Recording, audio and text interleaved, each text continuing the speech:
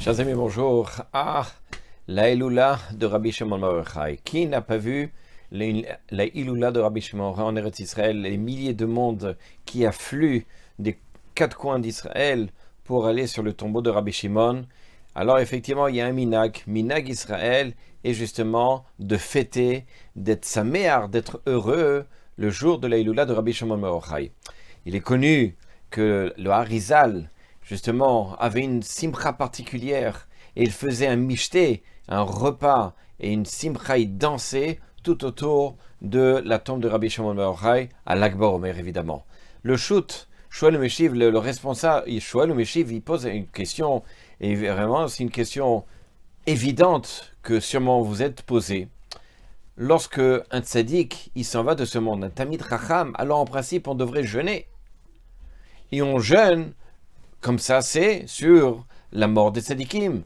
Alors, il y en a qui ont l'habitude, à la pticha de Moshe Rabbeinu, de jeûner, ou en tout cas, de faire le jeûne de la parole. Alors, comment, le jour de la Iloula de Rabbi Shimon, c'est-à-dire le moment où le décès de Rabbi Shimon bar Yochai, on va faire une simcha comme Yom Tov. Et comme ça s'écrit justement dans le Rama, le Rama, il rapporte comme ça dans le Siman Tav Tzadik Gimel, Sif Bet, il dit comme ça, Umarbim Bo Tzat Simcha, et on va comme ça augmenter un petit peu de joie, et on ne fera pas les tachanoun, on ne fera pas les tachanoun dans la tfila. Alors évidemment la question elle se pose, quelles sont les raisons pour lesquelles on fait cette joie-là, on est joyeux le jour de Lag BaOmer? Alors je vais vous apporter comme ça trois idées. Il y a celle du Meiri, très intéressante, qui est rapportée, qui est connue d'ailleurs, qui est rapportée dans Yevamot, dans Samerbet. Là-bas, il dit comme ça, qu'on a l'habitude, ce jour-là, de faire une simcha, et on n'a pas l'habitude justement de jeûner. Pourquoi? Parce qu'à ce moment-là, ce jour-là, se sont arrêtés la mort, le décès de tous les élèves de Rabbi Akiva. Ce jour-là. Alors, évidemment, il dit le Meiri, il faut essayer de comprendre. Et quoi? Y a-t-il une simcha lorsque la mort de tous les élèves s'arrête? Alors il y a une joie.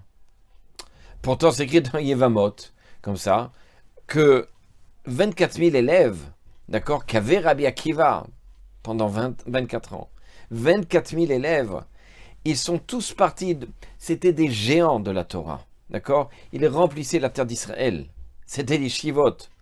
Et ils sont tous partis en une période, une courte période. Pourquoi? Là-bas, la Gemara dit parce qu'ils n'avaient pas du kavod l'un envers l'autre. Alors, lorsque tous sont partis, imaginez 24 000 élèves, c'est-à-dire que même le nombre de yeshivot qu'il y a, alors peut-être dans le monde, toutes ces yeshivot, chas et shalom, elles s'en vont.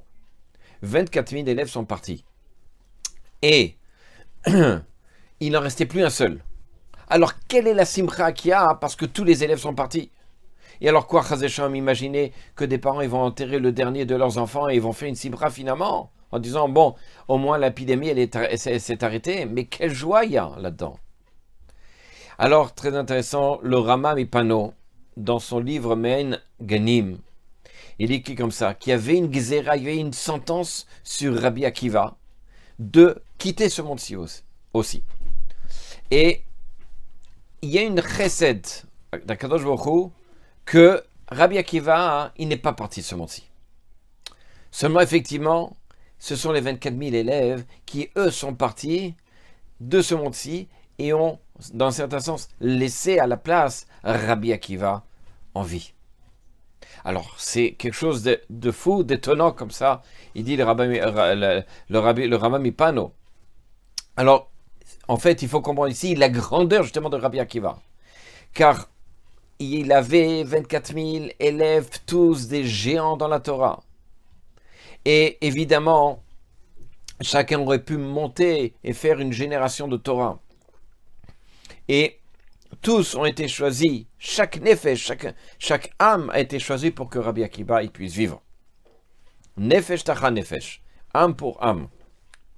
Et quand la Magefa, l'épidémie s'est arrêtée, et que seul Rabbi Akiva est resté avec sa Torah dans une terre qui finalement, il n'y avait plus rien, dévastée, il n'y avait plus de Talmid Chachamim.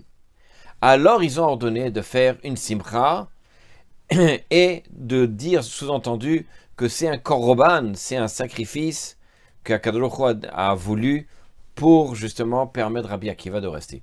Comme ça, quelque chose d'assez étonnant et assez extraordinaire. Le Chida, lui, notre explication. Il rapporte comme ça dans ses Halachot d'Omera et Ta'ain.